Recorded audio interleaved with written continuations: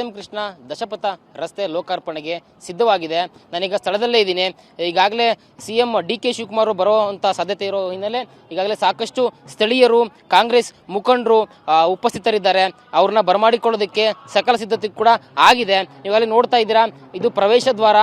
ಆ ಪ್ರವೇಶ ದ್ವಾರದ ಬಳಿಯೇ ರಿಬ್ಬನ್ ಕಟ್ ಮಾಡ್ತಕ್ಕಂಥ ವ್ಯವಸ್ಥೆ ಇದೆ. ಸಿಎಂ ಡಿ.ಕೆ. ಶಿವಕುಮಾರ್ ಬಂದ ತಕ್ಷಣ ರಿಬ್ಬನ್ ಕಟ್ ಮಾಡುವ ಮೂಲಕ ರಸ್ತೆಯನ್ನ ಲೋಕಾರ್ಪಣೆ ಮಾಡ್ತಾರೆ. ಇನ್ನು ಈ ಭಾಗದಲ್ಲಿ ಗಮನಿಸಿದ್ರೆ ಗೊತ್ತಾಗುತ್ತೆ, ಶಿಲಾಶಾಸನ ಕೂಡ ರೆಡಿ ಆಗಿದೆ.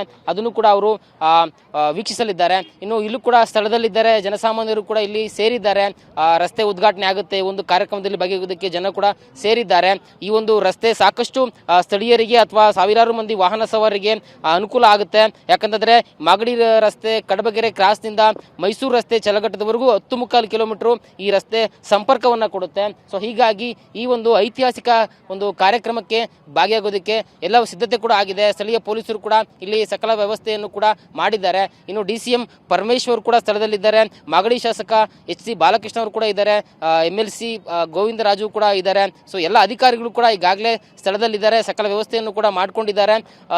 ಈಗಾಗಲೇ ಸಿಎಂ ಡಿ.ಕೆ. ಶಿವಕುಮಾರ್ ಅವರು ಈ ಕಡೆ ಬರ್ತಾ ಇದ್ದಾರೆ ಅಂತಕ್ಕಂಥ ಒಂದು ಮಾಹಿತಿ ಇರೋ ಹಿನ್ನೆಲೆ ಈಗಾಗಲೇ ಎಲ್ಲ ವ್ಯವಸ್ಥೆಗಳು ಕೂಡ ಆಗಿರ್ತಕ್ಕಂಥದ್ದು. ಇನ್ನು ಈ ಭಾಗದಲ್ಲಿ ಗಮನಿಸಿದ್ರೆ ಗೊತ್ತಾಗುತ್ತೆ, ಸಿಎಂ ಅವ್ರನ್ನ ಬರಮಾಡಿಕೊಳ್ಳೋದಕ್ಕೆ, ಸ್ವಾಗತ ಮಾಡಿಕೊಳ್ಳೋದಕ್ಕೆ ಕಲಾ ತಂಡಗಳು ಕೂಡ ಸಿದ್ಧವಾಗಿರ್ತಕ್ಕಂಥದ್ದು. ಸೊ 10.25 ಕಿಲೋಮೀಟರ್ ರಸ್ತೆ ಇಲ್ಲಿ ಇವರು ಉದ್ಘಾಟನೆ ಮಾಡಿದ ಬಳಿಕ ಕೊಮ್ಮಘಟ್ಟ ಸರ್ಕಲ್ ಕಡೆಗೆ ಹೋಗ್ತಾರೆ. ಅಲ್ಲಿ ಕೆಂಪೇಗೌಡರ ಸ್ಮಾರಕ ಹೊಂದಿದೆ, ಅದನ್ನು ಕೂಡ ಉದ್ಘಾಟನೆ ಮಾಡಿ ಅಲ್ಲಿ ಸಸಿ ನೆಡ್ತಕ್ಕಂಥ ಕಾರ್ಯಕ್ರಮ ಇದೆ. ಇನ್ನು ವಾಲ್ ಆಫ್ ಗ್ರಾಟಿಟ್ಯೂಡ್ ಅನ್ನು ವೀಕ್ಷಣೆ ಮಾಡಿ ತದನಂತರ ಅವರು ಚಲ್ಲಘಟ್ಟದ ಕಡೆಗೆ ಹೋಗ್ತಾರೆ. ಅಂದ್ರೆ ವೇದಿಕೆ ಕಾರ್ಯಕ್ರಮಕ್ಕೆ ಹೋಗಿ ಅಲ್ಲಿ ಅಧಿಕೃತವಾಗಿ ವೇದಿಕೆ ಕಾರ್ಯಕ್ರಮದಲ್ಲಿ ಕೆಂಪೇಗೌಡ ಜಯಂತಿ ಕಾರ್ಯಕ್ರಮದಲ್ಲಿ ಭಾಗಿಯಾಗ್ತಾರೆ. ಸೊ ಕ್ಯಾಮರಾ ಪರ್ಸನ್ ಶಿವಕುಮಾರ್ ವಾಲಿ ಜೊತೆ ಲಕ್ಷ್ಮೀ ನರಸಿಂಹ, TV9 ಬೆಂಗಳೂರು.